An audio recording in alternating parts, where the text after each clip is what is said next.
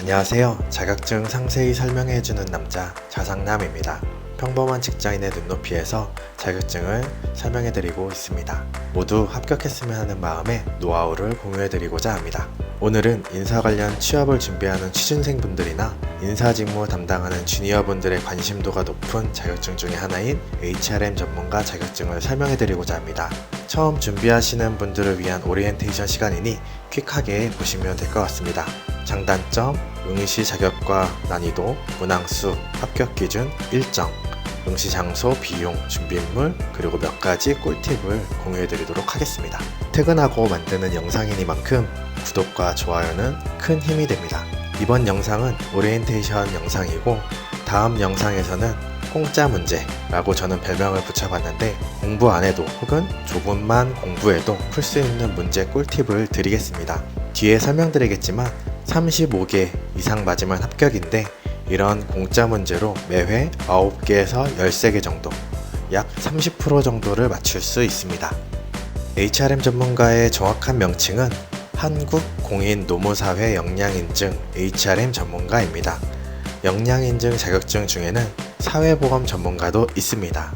먼저 HRM 전문가의 장단점을 설명드리겠습니다. 첫 번째 장점은 응시 자격이 없고 난이도가 낮다는 것입니다. 그래서 자격증 취득을 위한 학습 기간이 짧습니다. 그리고 시험은 필기로 1차만 있습니다.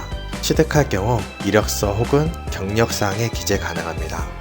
그리고 토익처럼 갱신하는 것이 아닌 갱신이 필요 없는 자격증입니다. 단점으로는 국가공인 자격증이 아닌 한국공인노무사회 민간 자격증이라는 점과 회사에 따라 인정하지 않는 곳도 있다는 점입니다.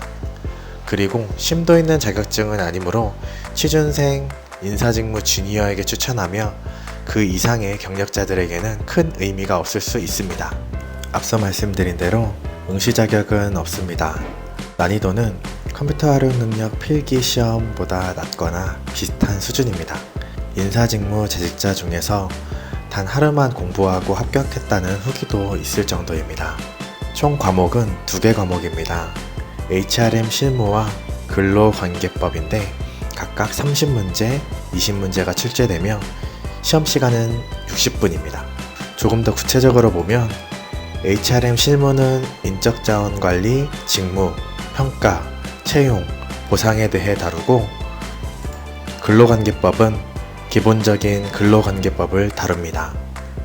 합격 기준은 100점 중에 70점 이상이면 합격인데 모든 문제 한 문제당 2점씩 배점이 되고 총 50문제가 있으므로 35문제 이상 맞으면 합격입니다. 모두 객관식이고 사지선다형입니다. 교육 수료 시 가산점이 있다고 안내되는데 건양대학교 재학생이 아니라면 대부분 해당되지 않습니다. 시험은 1년에 총 3번 있고 화면의 일정은 22년도 일정인데 매년 구체적인 날짜는 변경될 수 있지만 거의 비슷한 일정으로 진행됩니다. 홈페이지에서 확인이 잘 안되는 것이 바로 시간인데 원서 접수와 시험 모두 10시에 시작합니다. 응시 장소는 전국 4개 도시에서 진행됩니다. 인터넷에서 찾아보니 구체적인 시험 장소는 변경되기도 하지만 4개 도시에서 대부분 진행됐습니다. 서울을 기준으로 과거에는 명지전문대학교에서 진행됐던 적도 있고 22년도는 목동 모군중학교에서 진행됩니다.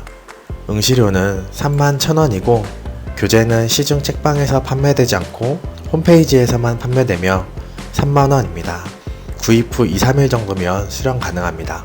준비물은 사진이 훼손되지 않은 신분증이며 여권은 응시일의 유효기간이 만료되지 않아야 합니다. 수험표와 검정 필기구도 필요합니다. 본인 필요에 따라 계산기도 지참 가능하지만 공학용은 불가합니다. 사실 공학용 계산기가 필요한 문제가 없습니다. 오리엔테이션 첫 번째 꿀팁입니다. 시험 접수는 빠르게 해야 되는가에 대한 부분인데요. 접수 경쟁률은 한국산업인력공단 경쟁률처럼 접수 시간 되자마자 접수가 마감되지 않습니다. 하지만 갑자기 마감되기도 하고 미루다가 몇 자리 안 남기고 간신히 접수했다는 후기도 발견됩니다. 가능하면 접수 당일에 접수하시는 것을 추천합니다. 두 번째 꿀팁으로 시험만을 위해서 책을 구입하기 아까우실 수도 있는데요. 필수는 아니지만 구입하는 것을 추천합니다. 왜냐하면 문제 지문이 책의 지문을 그대로 인용하기 때문입니다.